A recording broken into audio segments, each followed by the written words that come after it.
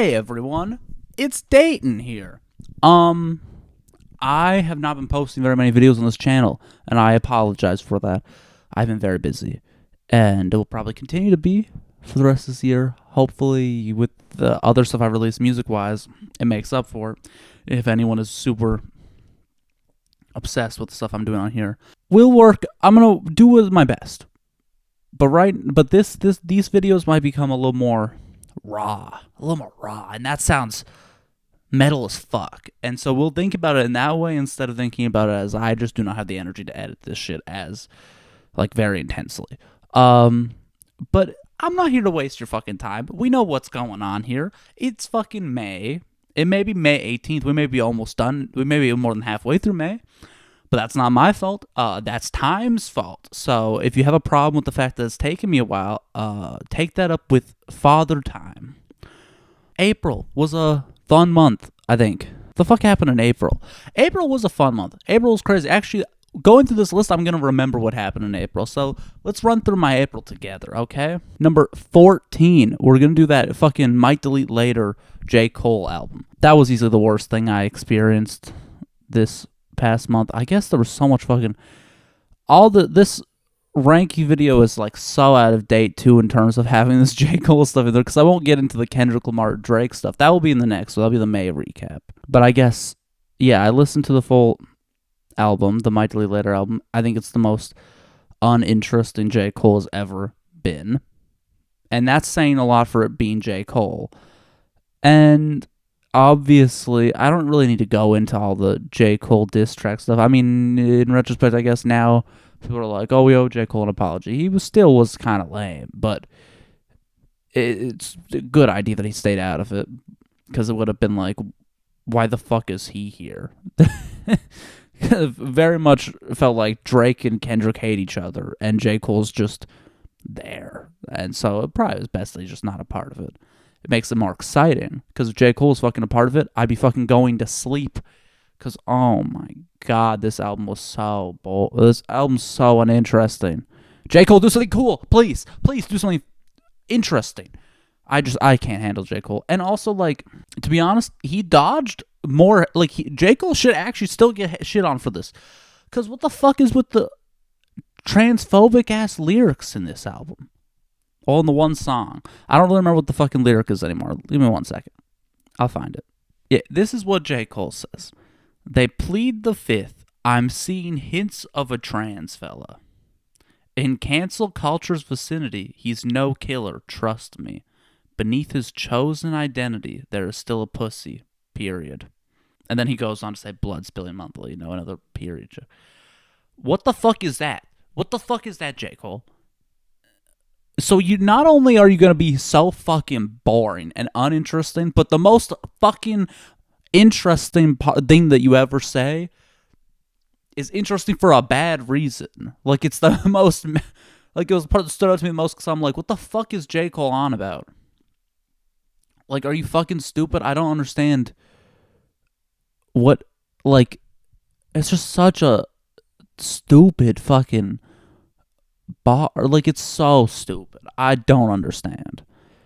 And I think making something like that and then also making the diss track on Kendrick in this is so fucking stupid too, because Kendrick very clearly on his last album, even if you don't agree with how exactly he went about it, you cannot deny that his intention was to support trans people and to try and get more people to support trans people and to side with trans people. That is very clearly Kendrick's intention. Whether or not you think he executed it well, that is a different conversation.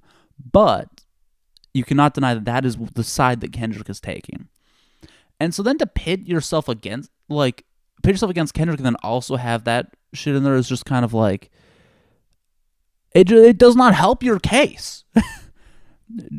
Drake also pulled some fucking, I mean, Drake's was not as transphobic as J. Cole's. Drake's is like, Drake's is not transphobic, but Drake did bring up, Drake's is complicated. Is it transphobic? Let me see. Where's your uncle at? I'm trying to speak to the man of the house. I think that's what he says, right? But yeah, he's like, where's your uncle at? I'm trying to speak to the man of the house. That's not transphobic, because Well, it can be.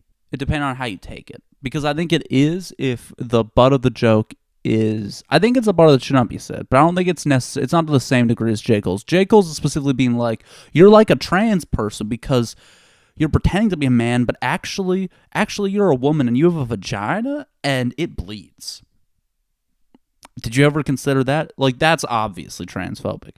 Drake's is not as much because you could 100% take it as like, oh, Drake is respecting because Kendrick's aunt transitioned to his uncle.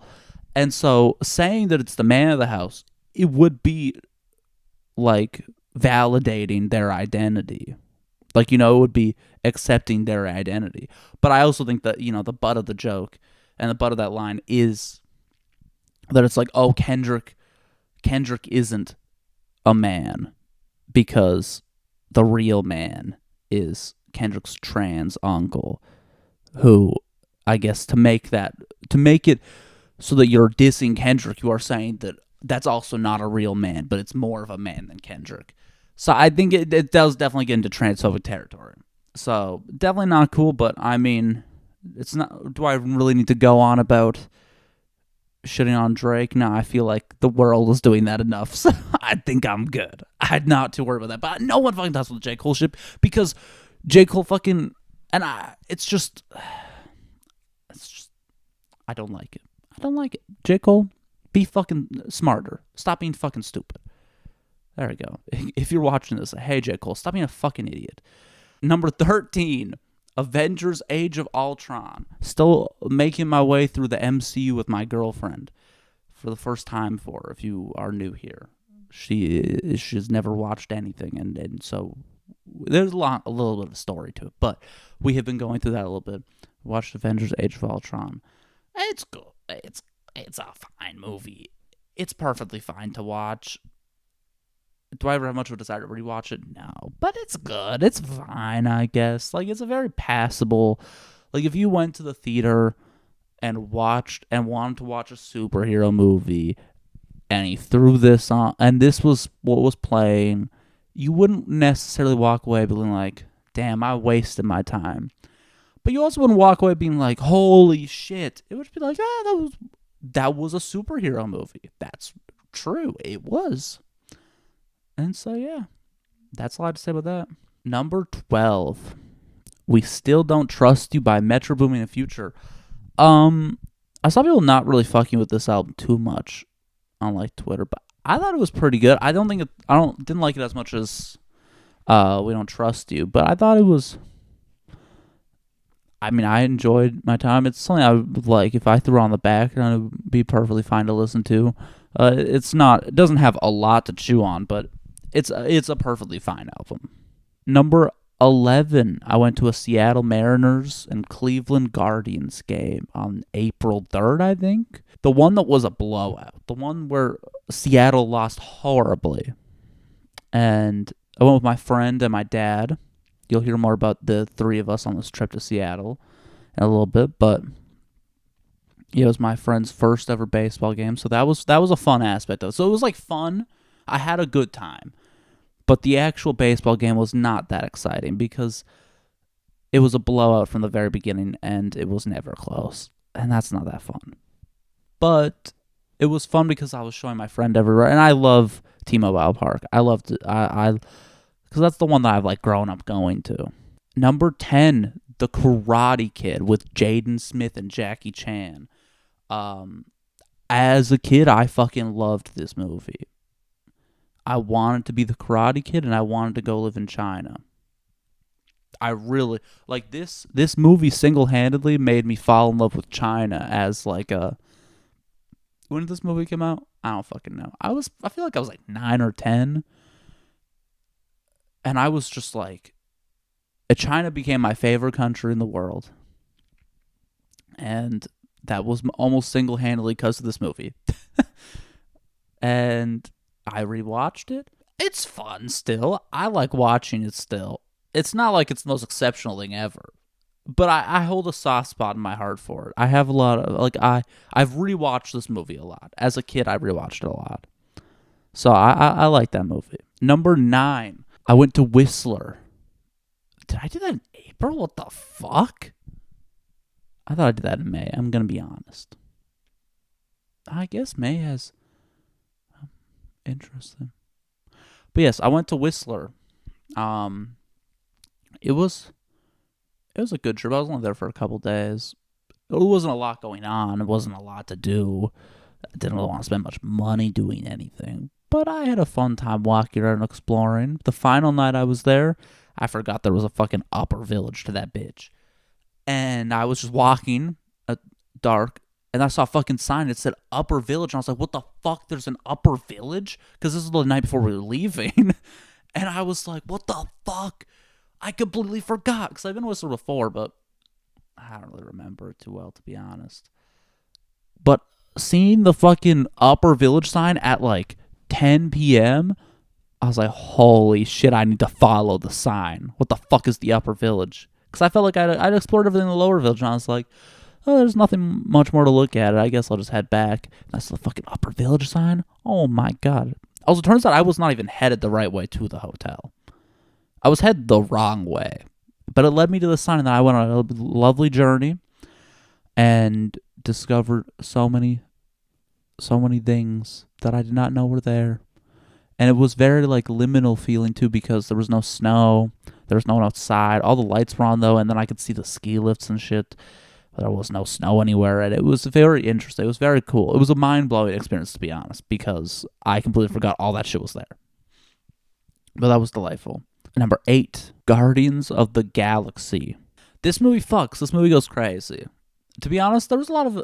Everything so far in April, besides the J. Cole album, is at least somewhat good. And we're already in territory where I'm like, this is some great shit. Like, we are only getting into great shit now. And Guardians of the Galaxy is a great movie. I do like the second one more, which I know is not the popular opinion. But fuck you guys. I'm right. If you don't like the second one more than the first one, sucks to suck. I'm right. I hate to break it to you. But actually, we'll see. Maybe I'll come back to the second one and it will fall short on. Maybe I won't like it as much. But when that shit came out, I fucking loved it. It was probably my favorite MCU movie. And we'll see. I'll update you guys with my opinions. But just so we've established, if you like the first one more, you're wrong, and I'm right. And there's not much more to say. Number 7, Rookie of the Year. Okay, now you might be thinking, okay, Dayton, your opinion has sounded a lot more invalid now that you just put fucking Rookie of the Year. A movie that I don't think many people have watched. And a movie that is directed by the one of the two guys in Home Alone, one of the two criminal guys in Home Alone, as his only movie, I'm pretty sure. But I just don't think you guys are hearing him. This shit's a classic. This shit is like Home Alone if it was good. And I will stand by that. Actually, I like Home Alone. But this is way better than Home Alone, to me. I would rather watch this a million times before Home Alone, even though I like Home Alone. But Rookie of the Year just hits. Rookie of the Year is different. And not enough people are understanding this. Now, I feel like I have to establish my biases.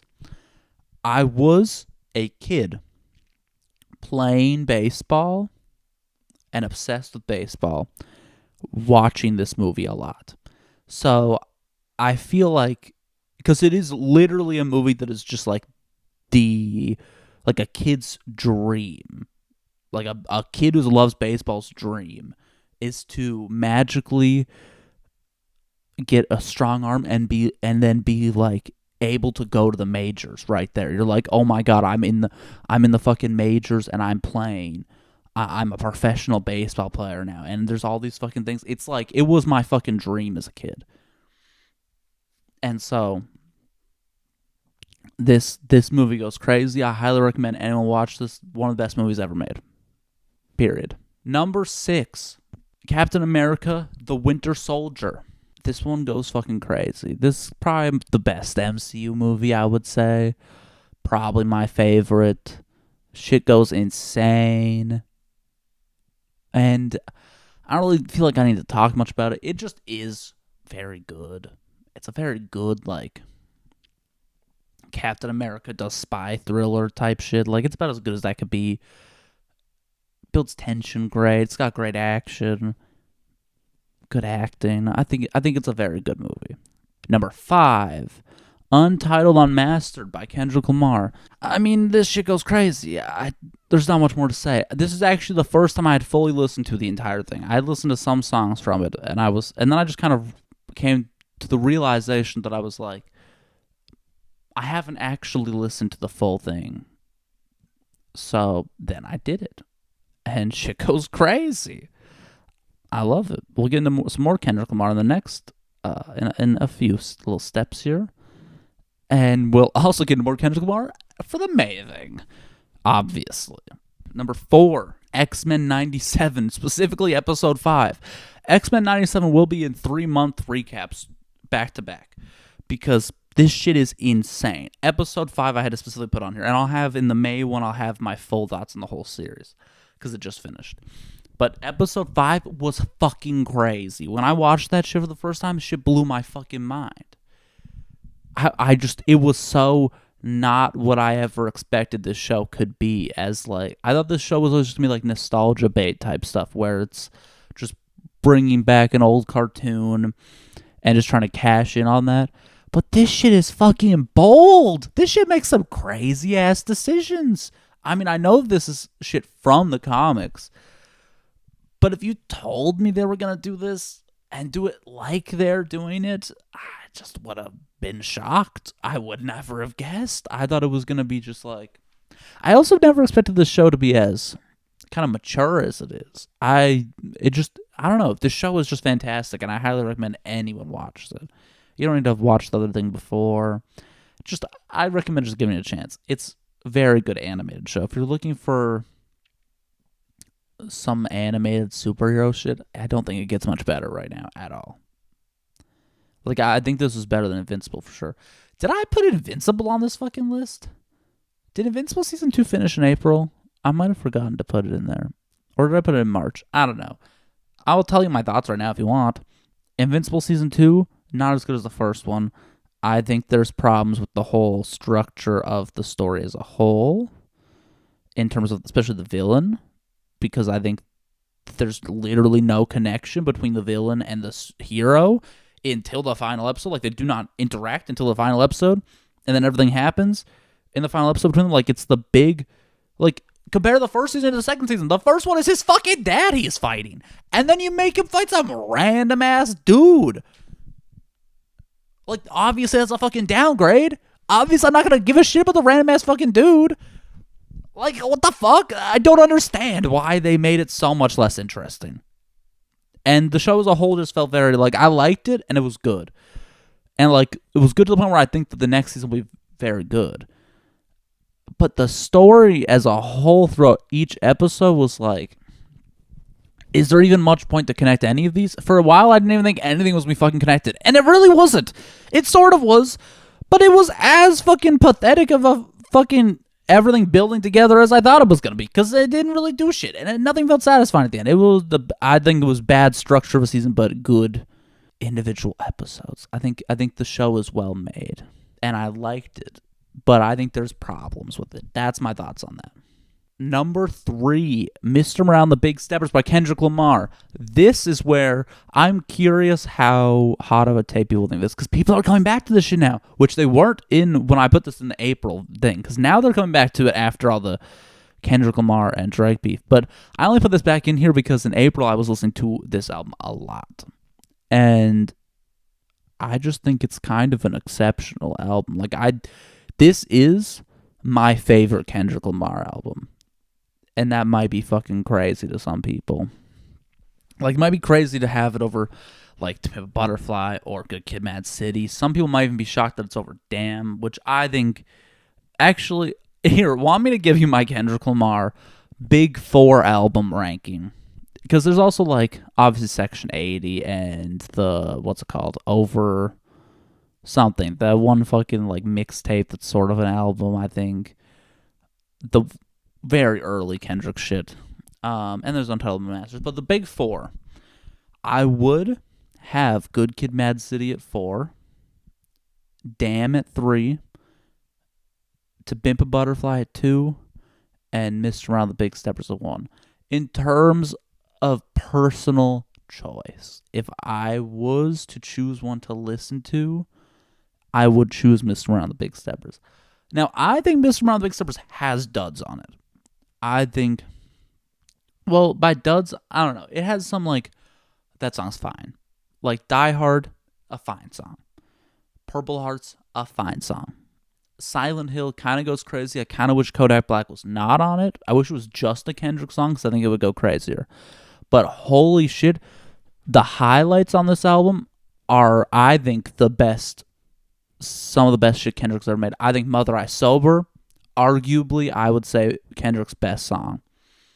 I think Crown is one of my favorite Kendrick Lamar songs. Count Me Out, insane. United in Grief, insane. Worldwide Steppers, insane. Father Time, insane. This album's fucking crazy. I mean, we cry together, obviously fucking crazy. But the album's insane. Auntie Diaries, I talked about that a little earlier. That song I do really love. I do really love that song. And I could go into why I have that if anyone else cares, but I'm not going to do that. Why I love that song, because I know it's a highly debated thing in terms of how good of a job does Kendrick even do at conveying the message he does. I think he does a very good job, and I think from the place that it came from, it is a very good song, and I do think that he did what he wanted to do and what he set out to do. And yeah, I could get more into it, but I won't get into it too much. But this album's just incredible, and this is easily the most that I think the time it came out was also very important for me too, because I had been going to therapy for years, and it was kind of around the point where I started to feel like I was really making a breakthrough. Like I felt like a different person. Like I felt much better, and like I had actually grown a lot. And then the entire album is kind of Kendrick detailing his own therapy, and I think just the personal connection it had to me at the time was just insane. And also, like, I wasn't listening to, like, I don't have the same kind of connection to, like, a first listen to lots of Kendrick shit. I remember when Damn came out, but even then I wasn't really listening to albums or anything like that at the time.